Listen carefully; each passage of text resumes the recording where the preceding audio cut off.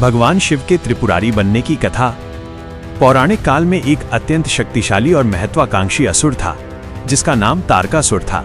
उसके वध के बाद उसके 3 पुत्रों तारकाक्ष, कमलाक्ष और विद्युन्माली ने अपने पिता की मृत्यु का प्रतिशोध लेने और ब्रह्मांड पर आधिपत्य स्थापित करने का निश्चय किया। इन तीनों भाइयों ने ब्रह्मा जी को प्रसन्न करने के लिए कठोर और लंबी तपस्या की। उनकी भक्ति और साधना से प्रसन्न होकर ब्रह्मा जी प्रकट हुए और उन्हें वरदान मांगने को कहा। तीनों असुर अमरता चाहते थे, किंतु ब्रह्मा जी ने इसे सृष्टि के नियमों के विरुद्ध बताया।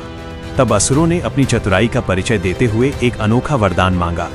उन्होंने मांगा कि उनके लिए 3 भव्य नगर बनाए जाएं। पहला नगर स्वर्ण का हो, दूसरा चांदी का और तीसरा लोहे का। ये तीनों नगर अलग अलग लोकों में स्थित हों और निरंतर आकाश में विचरण करते रहें। उन्होंने शर्त रखी कि केवल वही योद्धा उन्हें मार सके जो हजारों वर्षों में केवल एक बार इन तीनों नगरों के एक सीध में आने पर एक ही बाण से तीनों को एक साथ नष्ट कर दे। ब्रह्मा जी ने तथास्तु कहकर ये वरदान दे दिया। मयासुर नामक महान वास्तुकार ने इन 3 नगरों का निर्माण किया जिन्हें त्रिपुर कहा गया।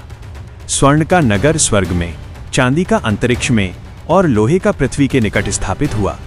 वरदान के अहंकार में चूर होकर ये असुर, जिन्हें अब त्रिपुरासुर कहा जाने लगा, अत्यंत अत्याचारी हो गए। उन्होंने देवताओं को उनके पदों से च्युत कर दिया और ऋषियों के आश्रमों को नष्ट करने लगे। उनकी शक्ति इतनी बढ़ गई थी कि कोई भी देवता उन पर विजय प्राप्त नहीं कर पा रहा था। अंततः इंद्र के नेतृत्व में सभी देवता भगवान शिव की शरण में पहुंचे और रक्षा की गुहार लगाई।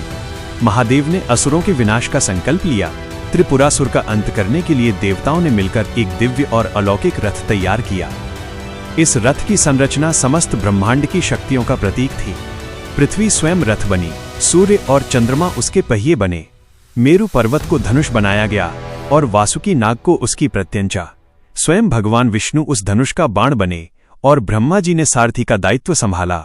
हजारों वर्षों की प्रतीक्षा के बाद वो दुर्लभ क्षण आया जब नक्षत्रों की गति के कारण नगर एक सीध में आ गए।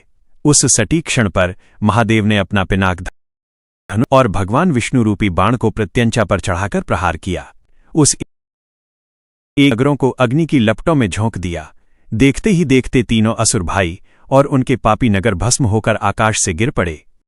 इस विजय के साथ ही तीनों लोकों में पुनः शांति और धर्म की स्थापना हुई। भगवान शिव की इस अद्भुत लीला के कारण उन्हें त्रिपुरारी और त्रिपुरांतक के नाम से पूजा जाने लगा।